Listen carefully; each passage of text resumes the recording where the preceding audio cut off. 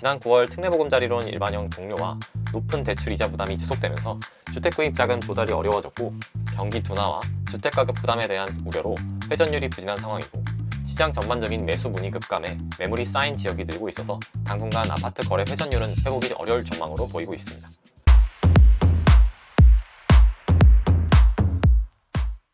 안녕하세요. 부자가 되는 일이지만 가장 쉬운 길 느린 부자입니다. 오늘은 아파트 거래 회전율에 대해서 설명을 해드리려고 합니다. 아파트 거래 회전율은 아파트 재고, 가구수, 즉 준공 이후에 기존 아파트 총 가구수 30가구 미만 단지를 제외하고 가구수 대비 실제로 매매된 해당 아파트의 거래량의 비율을 뜻합니다. 해당 수치가 과거보다 낮아진다는 것은 거래 빈도가 줄어드는 것을 의미하며 그만큼 주택 구입 수요가 줄어들어서 매매 시장의 활력이 저하됨을 의미하기 때문에 유의미한 지표라고 볼 수 있습니다.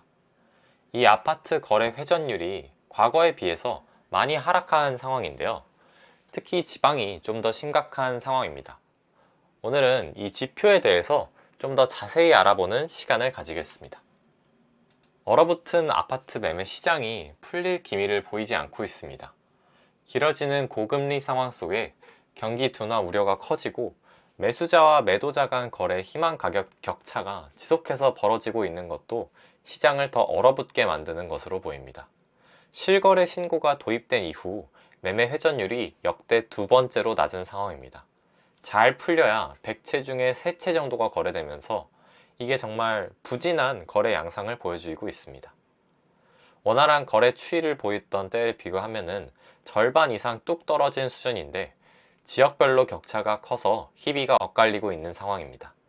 이마저도 전반적인 거래 시장에 개선 여지가 좀 적은 편이라 시장 전망을 좀 어둡게 만들고 있는 상황이라고 볼 수 있습니다. 아파트 매매 회전율이 5% 이하를 기록한 경우는 작년과 올해뿐인데 코로나19를 극복하기 위한 양적 완화 조치로 저금리 장기화가 나타난 2020년 7.9%까지 상승한 아파트 매매 회전율은 2021년 5.36%로 낮아진 이후 5% 이하에 머물며 좀처럼 회복하지 못하고 있는 상황입니다. 2022년 2.28로 최저치에서 2023년 3.04로 아직도 회복이 지지부진한 상황이죠. 심지어 지방 권역은 상황이 좀 더 어렵습니다. 과잉 공급, 미분양 적체, 수요 부재에 따른 것인데 매매 급감으로 회전율이 역대 최저치를 기록한 지역도 상당히 많은 상황입니다. 아파트 회전율은 지방 위주로 많이 하락한 것으로 보이고 있습니다. 전라북도가 마이너스 0.81로 가장 많이 하락하였고 이어서 강원, 전남, 경남, 제주도, 경북, 충남 순으로 2022년 대비해서 거래 회전율이 많이 낮아진 것으로 보입니다.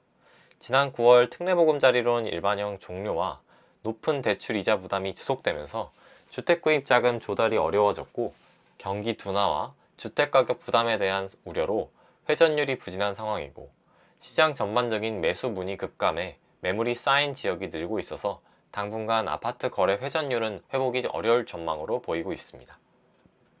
반면 지난해에 비해 올해 아파트 매매 거래 회전율이 회복된 지역도 있습니다. 전국 17개 지자체 가운데 지난해보다 거래 회전율이 개선된 지역은 9곳으로 인천이 올해 3.23%로 지난해 1.66%보다 1.57% 개선되었습니다. 송도 신도시 내 저가 매입 수요와 검단 신도시 첫 입주가 맞물리면서 거래 개선에 도움을 준 것으로 보이네요. 또 수도권으로 꼽는 서울은 0.56%에서 1.76%, 경기도는 1.55%에서 2.99%로 올 상반기 거래량이 훌쩍 뛰면서 매매 거래 회전율이 그나마 지난해보다 올랐습니다.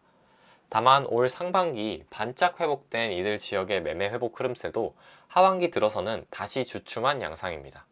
실제 지난 5월 아파트 매매 회전율이 0.34%로 최고점을 기록한 뒤 하반기인 9월에는 0.31%, 10월 0.28%로 관련 지표가 다시 낮아지고 있는 상황입니다. 다만 실제 거래량을 보시면 그렇게 희망적이진 않아 보입니다. 10월 서울 아파트 거래량이 1월 이후 9개월 만에 최저를 기록한 것으로 나타나면서 주택시장이 다시 침체기에 접어들었다고 보시는 사람들이 많고 있습니다. 전반적으로 거래 자체가 부진하면서 아파트 값이 한동안 떨어질 수 있다는 관측이 나올 만한 상황인 거죠. 서울 부동산 정보광장에 따르면 지난 10월 서울 아파트 거래량은 2,313건으로 집계되었습니다. 올해 1월 이후 9개월 만에 최저치를 기록한 것이죠. 서울 아파트 거래량은 연초 기준금리 동결과 대대적인 규제지역 해제, 특례보금자리론 지원 등으로 활기를 띄웠었는데 급매물이 팔리기 시작하면서 올해 4월에는 거래량이 3,000건을 넘어서기도 하였습니다. 8월에는 연중 최고인 3,858건을 기록하기도 하였습니다. 그러나 다시 집값 급전 인식론이 부각되면서 9월 들어 3,375건으로 감소했습니다. 아울러 정부가 9월 말 특례보금 자리론 일반형 대출을 중단하면서 10월에는 전월 대비 1,000건 이상 감소하게 되었습니다.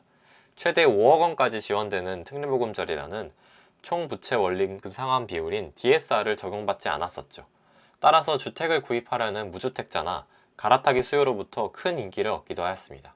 제가 구별로도 한번 확인을 해봤었는데요. 구별로 전월 대비 거래량이 가장 많이 줄어든 곳은 광진구였습니다. 지난 9월 78건에서 10월에는 38건으로 51.3%가 감소하였습니다. 또 서대문구, 송파구, 양천구, 서초구 등등이 40% 이상 감소한 걸 확인할 수 있었습니다. 거래량이 줄어든 배경으로는 서울 외 지역 거주자들의 원정 매입 감소도 영향을 미친 것으로 보입니다. 한국부동산원에 따르면 지난 10월 타지역 거주자의 서울 아파트 매입 비중은 21.3%로 작년 7월 이후 1년 3개월 만에 최저치였습니다. 특례보금자리론 등 대출 축소, 고금리 상황 등이 이어지면서 무리하게 집을 사려는 투자 수요가 감소한 것으로 보이죠. 서울 거주자들이 수도권이나 지방의 아파트를 구입하는 비중도 지난 10월 4.8%를 기록하면서 작년 11월 이후 11개월 만에 가장 낮은 수치입니다. 이런 거래량 감소는 아파트 가격 약세로 이루어지고 있습니다. 앞서 말씀드렸듯 현재 전국 부동산 시장 상황은 매수 심리가 냉각되면서 아파트 거래량도 급격히 줄고 있고 10월 전국 아파트 거래량은 35,454건으로 8월 39,277건 이후 2달 연속 줄고 있습니다. 특히 서울에서는 9월 3,845건에서 10월 2,983건으로 22.4% 감소하였습니다. 경기도와 인천도 거래량이 10% 이상 줄은 상황입니다. 이런 거래량은 시세 반등을 주도한 서울 송파구의 10월 거래량에서도 확인이 가능한데 146건으로 9월보다 44.4% 급감했습니다. 총 9,510가구에 이르는 가락동 헬리오시티 거래량도 9월 26건에서 10월 10건으로 줄었습니다. 기사에선 계속 고금리와 경기 불안 등에 따라 당분간 매수세 위축이 불가피할 거란 전망도 나오고 있습니다. 대출 규제와 일반형 특례보금자리론 중단, 고금리 등으로 매수 심리가 위축되면서 내년 상반기까지는 조정기를 거칠 것이라고 전망이 나오는 상황이죠. 이 거래량이 늘기 위해서는 다양한 요소가 필요한데 저는 금리가 관건이라고 생각합니다. 내년 금리 인하, 공급량 감소 등의 영향으로 내년 초 시장이 어떻게 될지가 관건이죠. 내년엔 미국이 금리를 인하할 가능성이 높고 아파트뿐만 아니라 대체주택인 빌라 등의 공급이 줄어드는 만큼 매매 가격이 반등할 여지가 있을 것으로 보입니다. 우리는 투자자로서 항상 거래량, 금리 지표들을 신경 쓰고 있어야겠죠. 내년 초에는 다크호스 정책이라고 불릴 수도 있는 신생아 특례 대출도 같이 지켜봐야 할 것으로 보입니다. 미국의 기준금리 인하 기대감은 이미 시장에서 많이 수용되고 있어 보입니다. 미국 연방준비제도 페드가 내년 3월부터 금리를 인하할 수 있다는 기대감이 퍼지면서 금을 비롯한 원자재와 비트코인 등 가상자산 가격이 고공행진하고 있는 상황입니다. 얼마 전에 6천만 원을 실제로 돌파하기도 하였었죠.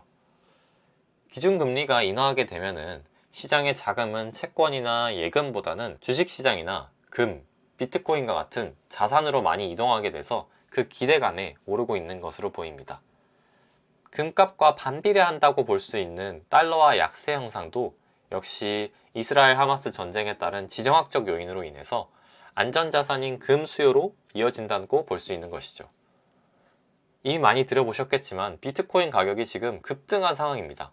6천만 원을 돌파하면서 현재 미국 시장에서 비트코인 현물 ETF가 출시가 임박했다는 소식과 더불어 내년이 비트코인 반감기라는 점이 호재로 작용하고 있는 것인데 비트코인은 전체 발행량이 제한되어 있어서 일정량이 유통되면은 채굴량이 절반으로 줄어들도록 설계가 돼 있어서 반감기가 내년 4월에 시작하니 분위기가 좋은 것으로 판단됩니다. 이같이 미국 기준금리 인하에 대한 기대감이 높은 상황에서 내년 부동산 상황에 어떠한 영향을 미칠지도 항상 염두에 두셔야겠습니다. 오늘 영상은 이것으로 마치겠습니다. 시청해주셔서 감사합니다.